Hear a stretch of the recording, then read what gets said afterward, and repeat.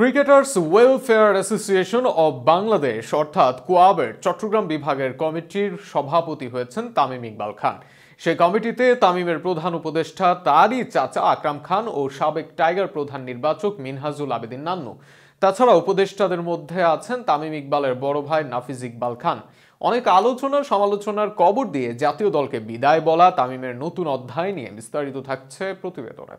অনেক আলোচনা সমালোচনা অপেক্ষার পর একদিন আগেই জাতীয় দলে ফেরার দরজাটা নিজ হাতে বন্ধ করেছেন তামিম ইকবাল খান। বাংলাদেশের সর্বকালের সেরা এই ওপেনার ইতোমধ্যেই আগ্রহ দেখিয়েছেন ক্রিকেট বোর্ডে যুক্ত হবার জন্য। তার আগেই ক্রিকেটারদের এক সংগঠনের সভাপতি হয়েছেন তিনি। Cricketers welfare association of Bangladesh কোয়াবের চট্টগ্রাম বিভাগের কমিটি গঠন করা হয়েছে। কমিটিতে জাতীয় দলের সাবেক এই অধিনায়ক সভাপতি নির্বাচিত হয়েছেন। সেখানে তামিমের সেই কমিটির প্রধান উপদেষ্টা তামিমেরই চাচা সাবেক বাংলাদেশ জাতীয় দলের ক্রিকেটার আকরাম খান। শুধু আকরাম খানই নন, প্রধান উপদেষ্টা হিসেবে আছেন জাতীয় দলের সাবেক খেলোয়াড় ও প্রধান নির্বাচক মিনহাজুল আবেদিন নান্নু। উপদেষ্টা হিসেবে অন্যান্যদের সঙ্গে আছেন নাফিজ ইকবাল খানও। তবে সবচেয়ে বেশি আলোচনায় স্বাভাবিকভাবেই তামিম ইকবাল খান।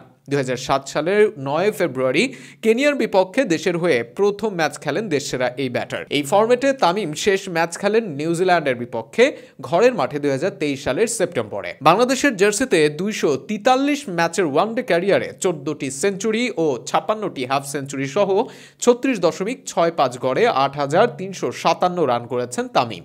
তিনি বাংলাদেশের একমাত্র ব্যাটার যার নামের পাশে 8,000-এর বেশি ওয়ানডে রান আছে। রানের মতো সেঞ্চুরি ও হাফ সেঞ্চুরিতেও বাংলাদেশের মধ্যে সবার উপরে তামিম। 70 টেস্টের 134 ইনিংসে 10টি সেঞ্চুরি ও 31টি হাফ সেঞ্চুরি সহ 38.89 গড়ে 5,134 রান করেছেন তামিম, যা বাংলাদেশি ব্যাটসম্যানদের মধ্যে দ্বিতীয় সর্বোচ্চ।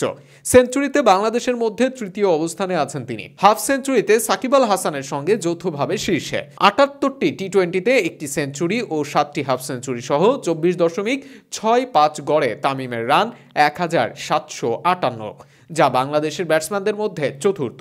সংক্ষিপ্ততম এই ফরম্যাটে বাংলাদেশের ব্যাটসম্যানদের মধ্যে একমাত্র সেঞ্চুরিটি তামিমের। জাতীয় দলের হয়ে তিনি সর্বশেষ টি-20 খেলেন 2020 সালের মার্চে। এই ফরম্যাটকে বিদায় জানান 2022 সালের জুলাইয়ে। এরপর ওয়ানডেতে ফিরলেও আর বেশি দিন খেলা হলো না তামিম ইকবাল খানের। এখন সংগঠক হিসেবেই দেখা মিলতে পারে খান সাহেবের।